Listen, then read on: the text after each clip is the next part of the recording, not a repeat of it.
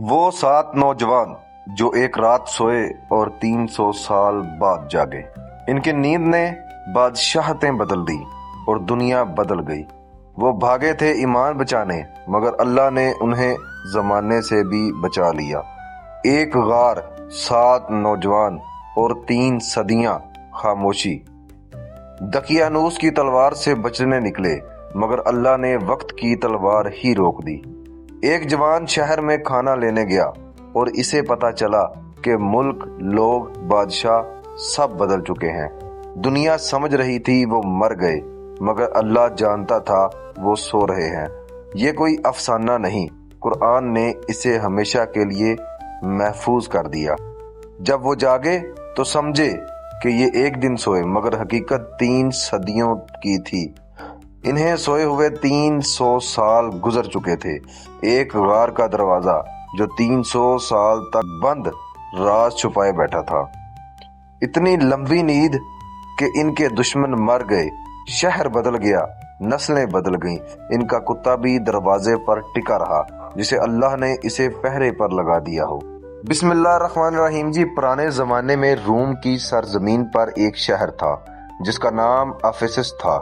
یہ شہر ایک ظالم بادشاہ دقیانوس کے قبضے میں تھا۔ اس کا حکم تھا کہ اس کے دربار میں آنے والا ہر شخص جھکے، بتوں کے آگے سجدہ کرے اور اس کے بنائے ہوئے جھوٹے خداؤں کی پوجا کرے۔ جو انکار کرے اسے سخت سزا دی جاتی تھی، قید، کوڑوں، آگ میں پھینک دینا یا قتل کر دینا۔ شہر کے لوگ خوف کے سائے میں جی رہے تھے۔ کوئی زبان سے کچھ نہ کہہ سکتا تھا، مگر دلوں میں فریادیں اڑتی رہتی۔ اس شہر میں 7 نوجوان تھے، نسب سے معزز، عقل و کردار میں مضبوط اور دلوں میں نور ایمان لیے ہوئے۔ یہ نوجوان اپنے رب کے بندے تھے۔ شجاعت ان کے چہروں سے چھلکتی تھی، مگر اپنی ایمان کی حفاظت ان کے لیے ہر چیز سے مقدس تھی۔ ایک روز بادشاہ دقیانوس نے اعلان کرا دیا، جو شخص بتوں کے آگے سجدہ نہیں کرے گا اسے کل صبح شہر کے درمیان لا کر قتل کر دیا جائے گا۔ یہ اعلان شہر میں آگ کی طرح پھیل گیا۔ خوف زدہ لوگ بتوں کے آگے جا جھکے، مگر وہ نوجوان جن کے دلوں میں ایمان کی روشنی تھی وہ کانپ اٹھے۔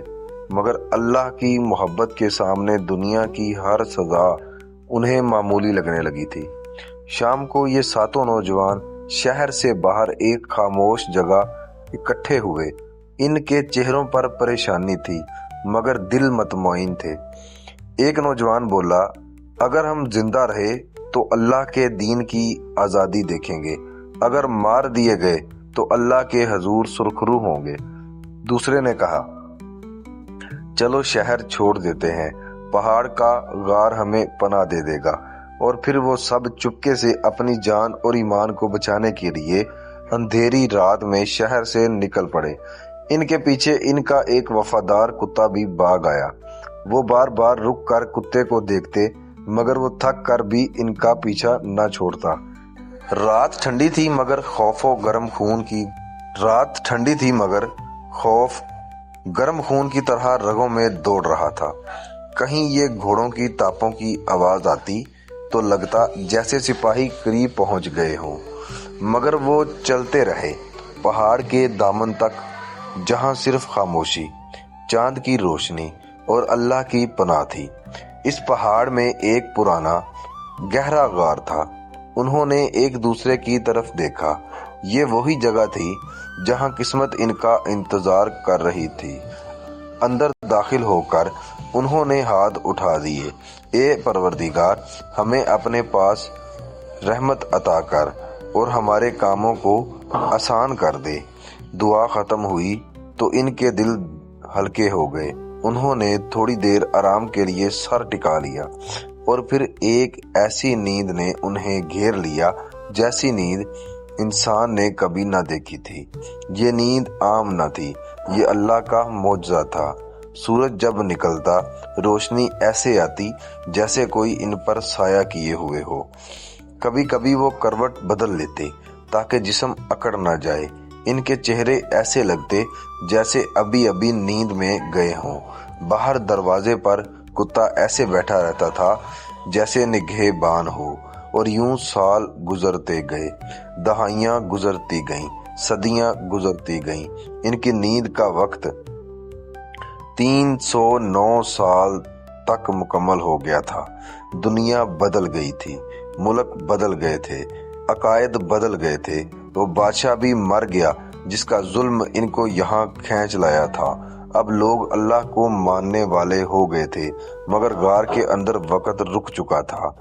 300 साल बाद जब आंख खुलती है, एक दिन अल्लाह ने उनकी आंखें खोल दी। वो सब एकदम जागे जैसे थोड़ी देर पहले ही सोए हों।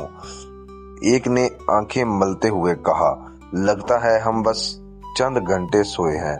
दूसरे ने कहा, भूख लग रही है, कोई खाना लेकर आए। उन्होंने अपने साथी यमलीहा को सिक्का देकर भेजा, शहर जाकर खाना ले आओ, मगर चुप करके, कहीं बादशाह के लोग देख न लें। वो नौजवान सिक्के हाथ में लिए शहर में दाखिल हुआ, मगर शहर तो बदल चुका था। इमारतें नई थीं, लोग नए लिबास में थे, जुबान बदल गई थी। बाजार में जाकर उसने सिक्का पेश किया तो दुकानदार हैरान रह गया। ये सिक्का 300 साल पुराना है। लोग जमा हो गए और यमलीहा खौफ में डूब गया। जब इसे शहर के उलमा और बुजुर्गों के सामने ले जाया गया तो सब चकरा गए। क्या ये असहाबे कहफ में से हैं? क्या अल्लाह ने इन्हें दोबारा जिंदा किया है? शहर खुशी में झूम उठा। ये अल्लाह की निशानी थी, कयामत की सच्चाई का सबूत था। जब यमलीहा ने ये खबरें सुनकर गार की तरफ लौटा तो बाकी साथी भी हैरत से इसकी बातें सुनते रहे। सब ने अल्लाह के हजूर शुक्र अदा किया और कुछ ही देर बाद इनकी रूहें अल्लाह के पास चली गईं। लोगों ने गार के दरवाजे को अजीम निशानी बनाकर बाकी रहने दिया।